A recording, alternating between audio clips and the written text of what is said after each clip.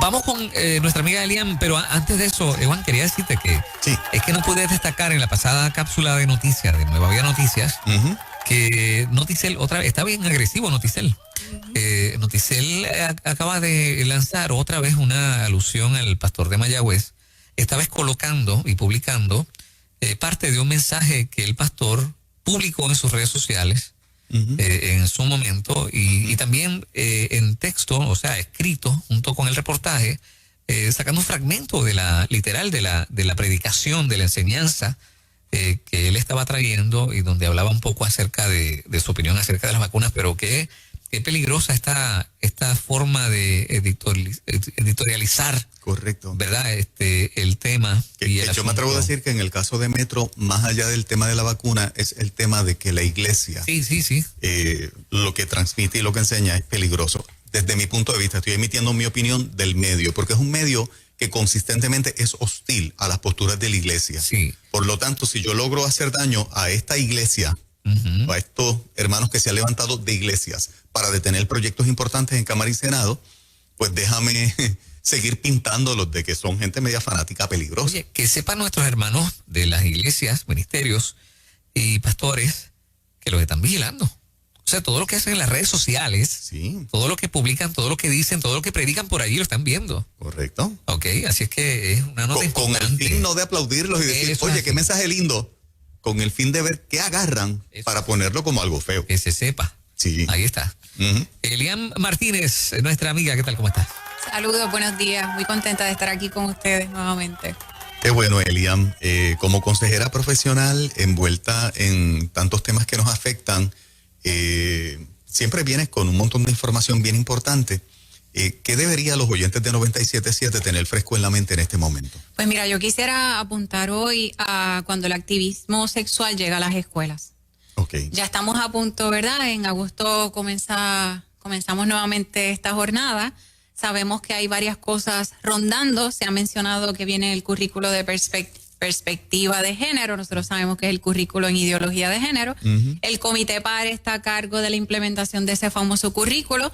Hasta el momento la transparencia, ¿verdad? Que notificó el gobernador de Puerto Rico que iba a estar sucediendo, que se le iba a compartir el material a los padres y que aún los maestros iban a tener, ¿verdad?, ese material. Eso no ha ocurrido.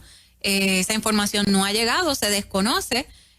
Sabemos que hay varias organizaciones activistas sexuales y de género que están involucradas en la redacción de ese currículo y que son las que van a estar adiestrando a los maestros y a los estudiantes posiblemente, pero no tenemos esa información, ¿verdad? Ciencia cierta. Así que... Pero tenemos, como hecho cierto, es pregunta de que en agosto empieza la perspectiva de género, porque aunque el 714 no se aprueba, por orden ejecutiva se extendió, Pierluisi, a todo el sistema escolar. Es correcto. O sea, eso va a empezar en agosto. Hasta el momento así parece ser. Muchos padres piensan, mira, se derrotó este proyecto, el 714, el 185 está silenciado. Pues pensaban que, ¿verdad?, que ya no había amenaza. Y la realidad es que hay una orden ejecutiva que dice que se va a implementar en agosto. Correcto. Y que ya está todo el tren, ¿verdad?, montado o trabajando en esa dirección. Así que, en efecto, eso está ahí todavía y lo que se plantea es que, en efecto, eso comenzará ahora en agosto. Así que la pregunta es, ¿qué vamos a hacer o qué está sucediendo cuando el activismo sexual llega a las escuelas? Muchas personas piensan que eso no va a ocurrir en Puerto Rico. De hecho, ya ha ocurrido en pequeñas instancias, porque, por ejemplo, Mujeres por Puerto Rico ha presentado lo que ha ocurrido en algunas escuelas específicas con cierto material, específicamente en la clase de salud. Y yo quisiera presentarle a la gente lo que está ocurriendo en otras jurisdicciones para que entendamos que, en efecto, los asuntos o el tema de género, su eje central son los asuntos de sexualidad. ¿Okay? Sabemos que en estas últimas semanas algunos de los que pertenecen al Comité PARE han hecho comentarios de que esto no tiene nada que ver con sexualidad, que no se van a tocar ese tipo de temas, pero no podemos ser tan ingenuos, ¿verdad? Viendo lo que está ocurriendo en otras jurisdicciones, de que eso no vaya a ocurrir aquí. Y como les dije, dentro de el eje central de la perspectiva de género son los asuntos de sexualidad. Así que quiero presentarles algo que ocurrió en el 2019, los otros días. California Teachers Association Se reunieron en el hotel de Westin Bonaventure en Los Ángeles y propusieron un ítem nuevo para la discusión: que los niños que se identificaban como trans pudieran salir de las escuelas durante las horas escolares a obtener sus hormonas sin el consentimiento de los padres. ¿Okay? Wow. Menores de edad saliendo de la escuela. Desde los 12 años, que puedan salir de las escuelas a buscar sus hormonas de tratamiento para el cambio de género sin el consentimiento, ¿verdad? Sin que mediara la autorización de los padres. Como que, como que a escondidas. Bueno, sí, a escondidas de sus padres, sí, pero con el aval de la escuela. Ajá. O sea, ¿okay? La escuela ayudando al niño a que pueda hacer su gestión independientemente de que el padre lo sepa. Exactamente, para que completara su cambio de género. Wow. ¿Okay? Eso es en California. Y fíjense en quién es el que está abogando por esto. Una asociación de maestros. De hecho, es una asociación de maestros muy fuerte, es un brazo muy poderoso que se dedica al activismo y a la legislación. Una asociación de maestros. ¿Y en qué se anclaban esto? Pues que como en la ley de California ya permitía que los menores de edad, las menores de edad salieran de la escuela a buscar sus hormonas o anticonceptivas, sus píldoras anticonceptivas, que entonces, ¿qué era? No faltaba nada realmente para que entonces los transgéneros o los niños que se identificaban como transgéneros pudieran y tuvieran la misma opción de buscar sus hormonas sin el consentimiento de sus padres, ya que eso ocurría en cuanto al asunto de la píldora anticonceptiva. Así que esa fue, ¿verdad?, la base que ellos utilizaron. Así que comenzaron a cabildear políticamente en California en esa dirección. Nosotros, de los 18 proyectos que hemos tenido a nivel local en esta sesión de la legislatura que acaba de terminar, ¿habían proyectos para hormonizar? Bueno, con el destino de hormonizar, o estaban estableciendo la base legal previa que se necesita? Yo entiendo que estaban estableciendo la base legal. Por ejemplo, el 184, ¿verdad? Dentro de lo que es afirmación de género, ajá, incluye lo que es el tratamiento hormonal para que haya esa transición de género. Ajá. Así que aunque los autores de la medida no lo querían aceptar directamente, en las vistas salió a relucir que en efecto la afirmación de género incluía el tratamiento hormonal a menores de edad, y así fue expuesto por algunos de los deponentes que estuvieron allí. Así que, ¿verdad? Eso quedó expuesto totalmente. ¿Okay? Así que sí, eso es un proyecto que precisamente sienta las bases, la estructura, ¿verdad? La zapata para esto próximo, ¿verdad?, que estamos viendo en otros estados. El problema es que como aquí las cosas no se nos dicen de una manera frontal y muy clara, pues tú sabes, ellos buscan que hayan grietas para entonces colar el resto de, ¿verdad?, de las propuestas.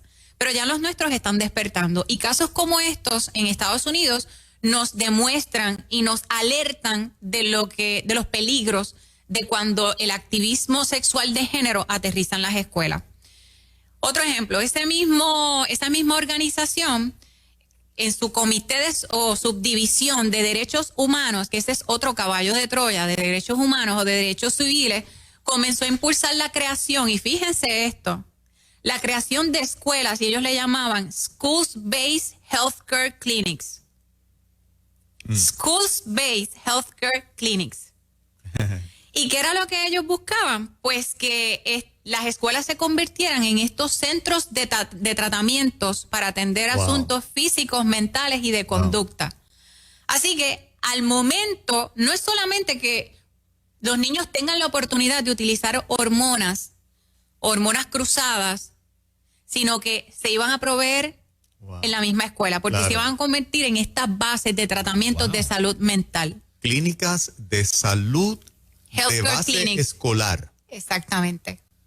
Clínicas de salud de base escolar. O sea que vamos a abrir unas oficinitas en la escuela y allí mismo entonces son las hormonas. Con personal médico, trabajadores sociales, consejeros profesionales, licenciados, psicólogos y enfermeras que puedan administrar el tratamiento en la escuela y que los niños ya no tengan que salir de allí. Eso se está dando en el 2020 en California. Se dio en el 2020 en California.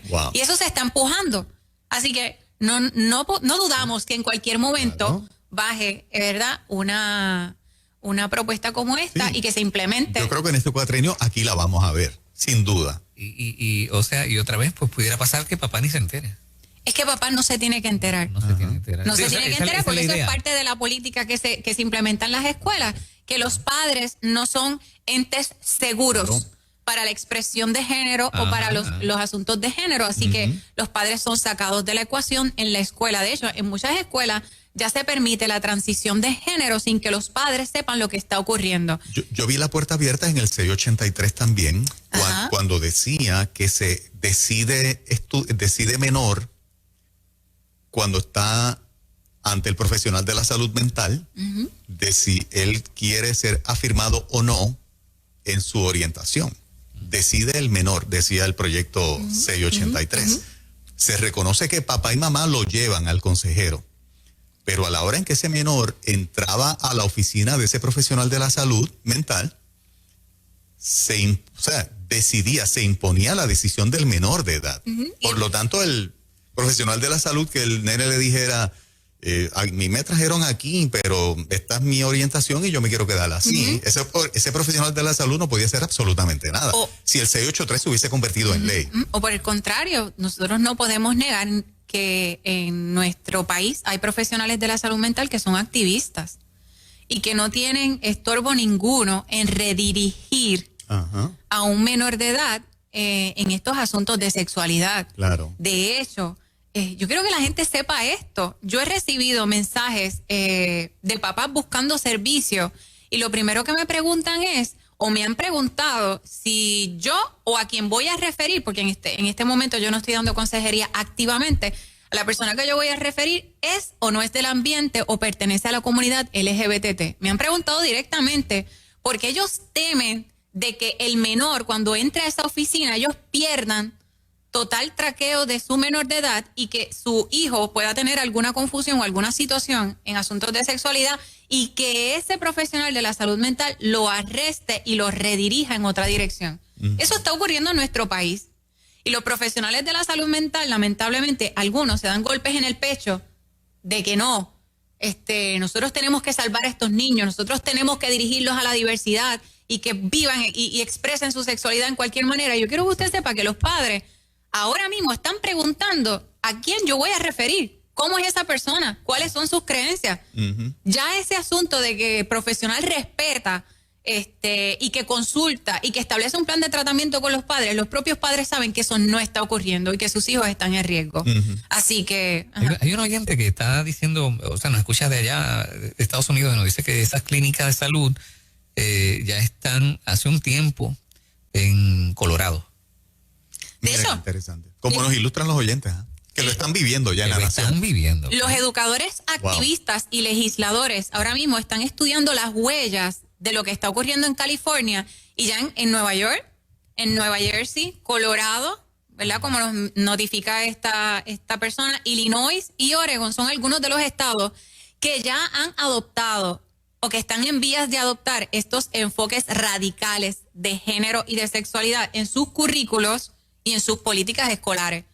O sea, ellos están estudiando lo que ocurrió en California para implementar leyes y políticas parecidas, similares o iguales en sus propias escuelas. ¿Ok? Así que yo quisiera comentarles también, no sé si nos queda todavía un tiempito. Sí. Ok. La premisa para implementar todo esto son cosas buenas, son cosas nobles. Ellos les van a presentar a la gente que esto es para prevenir el acoso, para prevenir el discrimen y para disminuir el bullying. Es bien importante que tú digas eso y lo enfaticemos, porque eso es lo que pone a un creyente contra nosotros cuando proveemos esa información, porque los medios seculares, como esos son los talking points, y tú los compras porque suenan simpatiquísimos. Es bueno que sepamos esa estrategia, que hay unos talking points, unos puntos donde se justifica y se esconde lo demás para que cualquier persona razonable diga, ¿y cuál es el problema? De lo que se trata es de esto, y te mencionan los talking points de los, ¿verdad?, proponentes de la agenda. Nadie quiere estar en contra de eso. Exacto. Claro. No es simpático que tú digas que te opones a un currículo que es para tratar o para trabajar contra el discrimen, contra la violencia, contra el bullying. Recuerden que dentro del aspecto, ¿verdad?, de la ideología de género, ellos van a buscar presentarnos un ideal social, claro, un ideal de sociedad. Correcto. Así que ellos no tienen que presentar esta cara. Un ideal y una minoría, ¿no? Ajá, y la defensa de unas minorías o de unas personas o de un grupo que está en desventaja o que ha sido maltratado, ¿verdad? O violentado, que se le ha quitado derechos. Así que no es simpático que una persona se oponga a un currículo que supuestamente va en esa dirección. La realidad es otra. Entonces, vemos lo que está ocurriendo en estas jurisdicciones. No podemos ser ingenuos de pensar que eso no tiene que ver con lo que está ocurriendo en nuestro país. No sé si tuviste la oportunidad de ver el caso de Loudoun County en Virginia, cuando los padres, ¿verdad? Una de las cosas que descubren en el proceso es que parte de la educación sexual que le estaban dando a los nenes y nenas de 6 y 7 años Pornografía. era pornografía. Y masturbación a niños de 6 y 7 años. ¿Y usted sabe lo que pasó ahí? ¿Usted sabe lo que pasó ahí, Juan Carlos? Que los padres, muchos de ellos escribieron, no nos atrevemos a salir públicamente porque nos van a cancelar y nuestros hijos van a sufrir. Ajá. O sea, la idea es esa. Sí. La idea es que tú no puedas expresar y objetar la información que se está presentando porque los padres saben que sus hijos van a ser perseguidos en la escuela. Correcto. ¿Ok? Y eso fue una de las cosas que presentaron los padres. Yo quiero leerles también algo que dijo una de las expertas en estos asuntos escolares en el Distrito de California. Ella es una experta en relaciones humanas, diversidad y equidad, los currículos que se están implementando en las diferentes escuelas. Y miren lo que ella dijo, el rol de las escuelas ha cambiado. ¿El rol de las escuelas ha cambiado? Ok, ¿en qué dirección? Las escuelas se han expandido en otras direcciones y más servicios sociales. Servicios sociales, donde se busca un enfoque más holístico. Estamos mirando las escuelas como una fuente de justicia social. Nuestro rol se está expandiendo. Y fíjense en esto, las cosas que pertenecían exclusivamente al ámbito de la familia, les estamos pidiendo a las escuelas que comiencen a mirar más intencionalmente ahí. Sí, nosotros servimos a la comunidad, pero en algunas áreas nosotros seremos los que dirijamos la comunidad. Ahí está. ¿Qué?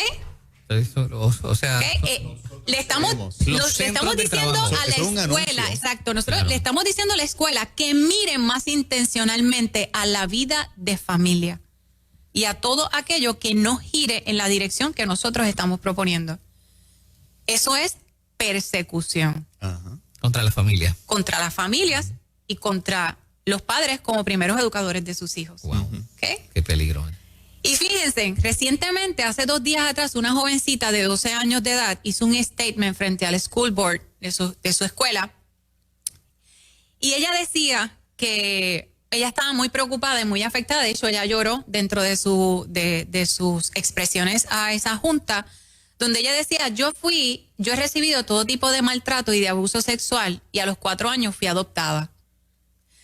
Yo llevo prácticamente más de 8 o 9 años en terapia. Toda mi vida yo he estado en terapia desde que fui adoptada. Y ahora en la escuela los maestros se han enfocado en hablar única y exclusivamente de asuntos de sexualidad. Yo no lo puedo manejar. Wow. Sí, sí. Wow. ¿Okay? Yo no lo puedo manejar. Porque ahora lo que importa es hablar asuntos de sexualidad. Y quiero leer lo que ella dijo. Las cosas que he estado aprendiendo a lo largo de este tiempo ponen y están retando en estos momentos las cosas que yo aprendí en terapia. A través de mis maestros me están tratando de enseñar acerca de sexualidad y de cómo yo debo identificarme. Yo no quiero oír nada sobre sexualidad durante clase y menos frente a otros. Estas cosas son privadas y deberían de ser dejadas uno a uno en la casa, en las conversaciones en la casa. Esto ha sido un aspecto muy traumático de mi pasado. Los asuntos relacionados a la sexualidad para ella han sido aspectos muy traumáticos. Y me siento afectada y que tengo gran ansiedad. Yo no sé cómo manejar estas confusiones y ansiedades que me están sucediendo. En cuanto al privilegio blanco, porque esa es otra cosa que se está dando en Estados Unidos, ¿verdad? La teoría, ¿verdad? Que de hecho tenemos aquí políticos que hablan en esa dirección también, el privilegio blanco. Como niño que he nacido en un lugar abusivo, donde hubo alcoholismo, donde no tengo familia biológica, toda mi familia biológica la perdí, y he experimentado toda forma de abuso, ¿cómo me pueden venir a hablar a mí de privilegio? Nos están dividiendo. Totalmente. Las clases aquí no son importantes. Lo importante aquí son temas de sexualidad, temas políticos y temas emocionales que mis maestros ni siquiera saben manejar. Ay, ay, ay. Wow. Así que cuando el activismo ¿Eso es una sexual... adolescente hablando? Una adolescente en un meeting, en un school board. De hecho, ella cuando comenzó a hablar de cómo había sido su niñez, ella, ¿verdad? Se quiebra. Claro. Dice, los asuntos de sexualidad para mí son asuntos que me provocan ansiedad. Y ahora en todas mis clases de lo que se habla es de lo mismo. Y la cosa es que ya no es una excepción. Lamentablemente son muchos los casos, ¿no? De chicos y chicas. El abuso infantil en Estados Unidos está por las nubes. Y entonces tú estás trayendo a maestros que esa no es su especialidad, que no es su área, que no saben manejar respuestas de estudiantes que han sufrido trauma, y los ponemos a dar ahora clases en esa dirección sexual, de educación sexual y de identidades de género. Cuando la escuela suele ser un refugio, ¿no? Para muchos de estos estudiantes. Exactamente. De hecho, una de las instituciones más importantes luego de la familia para un menor de edad, porque precisamente ayuda a desarrollarlo en muchos aspectos, es la escuela. Claro. Hay 3 instituciones principales: la familia, la escuela y la iglesia. Lo quieran aceptar o no lo quieran aceptar. Esas son las 3 instituciones más importantes para el desarrollo de un niño. Vuelvo y lo repito: la familia, la escuela y la iglesia. Y entonces tú estás utilizando ahora la escuela como una entidad única y exclusivamente para, ¿verdad?, para imponer un sistema específico de creencias. Correcto. Que su eje central es la sexualidad. ¿Piensas que en Puerto Rico los papás, las mamás están internalizando cada día más este mensaje y ves un cambio en los padres, Eliam? Yo estoy viendo un cambio. Hace unos años atrás yo a veces, ¿verdad?, uno se puede frustrar porque no ve quizás una respuesta, pero en estos momentos, en esta coyuntura que nos encontramos ahora mismo, política y social en nuestro país, yo he visto un despertar de los padres. De hecho, padres están constante y continuamente escribiendo cómo podemos hacer, a quién podemos acercarnos, dónde podemos instruirnos, cómo podemos hacer en agosto, ¿ok? Así que yo sí he visto un despertar. Yo quisiera el mismo despertar verlo en los maestros, en la clase magisterial de mi país.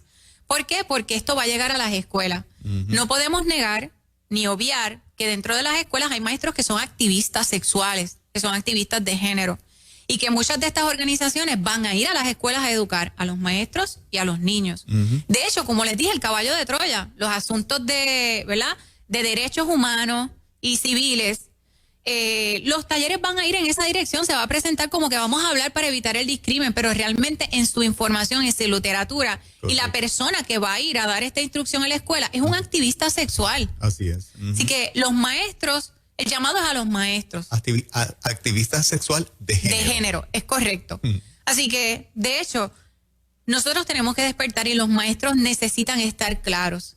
Tenemos que ver qué es lo que realmente vamos a poner en balance y a qué le vamos a dar importancia: a la salud y a la protección de los menores de edad, o nos vamos a convertir en entes que provoquen más daño y que realmente se conviertan en abusadores de los niños de este país. Los maestros están en posiciones de autoridad. Así que tenemos que poner en balanza qué va a ser más importante para mí como maestro. Como estudiosa de este tema, consejera profesional certificada, el tema de la pedofilia sigue siendo el próximo ítem, porque se está con estos temas normalizando a la sociedad hacia el derecho de amar a un menor, que no es otra cosa que pedofilia. Lo estás viendo cada día más cerca. Mucha gente no quiere tocar este tema, ¿verdad? Y es un tema que aún, ¿verdad?, dentro de nosotros hay algunos que opinan, ¿verdad?, o piensan distinto. Yo sí pienso que nosotros estamos vulnerabilizando a los menores, dejándolos expuestos a que precisamente personas con esta, ¿verdad?, con esta enfermedad se acerque y pueda tener más libre acceso a los menores. De hecho, si vamos a la historia, no podemos desdibujar la historia. El primer proponente o elaborador del concepto identidad de género, el doctor John Money, abogaba por el amor entre adultos y menores. Y digo amor porque así era como él le llamaba. Pero sabemos que eso es abuso. Exacto. Que eso es abuso de niños. Así que está en su historia. Está en su historia. No es que yo categorice que todas las personas que creen en la ideología de género están a favor del abuso sexual de menores. No, no es eso. Pero no podemos ser ingenuos en pensar que otra ala que está dentro del movimiento no sea ese uno de los fines que busque. Cuando vamos a los proponentes, John Money, la famosa Simone de Beauvoir, ¿verdad? Que aunque no es que sea estrictamente que desarrolló este enfoque de género, pero sí puso los cimientos para él, ayudó y, ¿verdad? Utilizó su fuerza o brazo político para ayudar a personas, ¿verdad? Un convicto que había abusado de menores. Y otras feministas, dentro del ala feminista, que creen en el amor, como ellos le llaman, en el amor entre adultos y niños. En una sociedad que se respeta a sí misma, que no quisiera destruirse, no se puede dar espacio para ese tipo de dinámica. O nos vamos a convertir en la nueva Roma. Roma se destruyó a sí misma de adentro hacia afuera. Y entre una de las cosas que se señala en la historia de Roma fue el abuso sexual y el abuso contra los menores de edad. Así que tenemos que despertar todo y la clase magisterial está a tiempo de poner en balanza qué va a pesar más, si el activismo sexual o la protección y los derechos, los verdaderos derechos de los niños de este país. Ya se le puso fecha a Eliam y, ¿verdad? Termino con este comentario porque el tiempo nos corrió. 14 de agosto hay una marcha del Capitolio hasta la Fortaleza protestando por la implementación de la ideología de género en este semestre escolar que comienza en agosto, que es el anuncio que nos han hecho ya de manera oficial. Allí vamos a estar. De hecho, la gente está respondiendo, están preguntando y desde hace tiempo la gente estaba pidiendo hacer una manifestación para dejarle saber al gobierno, para dejarle saber a muchas de estas organizaciones radicales, incluso para dejarle saber a la prensa del país que la mayoría de los padres no avala, no apoya y no cree en la ideología de género y que no están dispuestos a ceder ni sus derechos parentales ni los derechos de sus hijos ante el altar de esta ideología. Ahí está. Eso es. Gracias, Eliam González con nosotros en esta mañana. Gracias, Eliam. ¿Estás en las redes sociales, Eliam? Sí, aparezco en Facebook, Eliam Verónica Martínez González.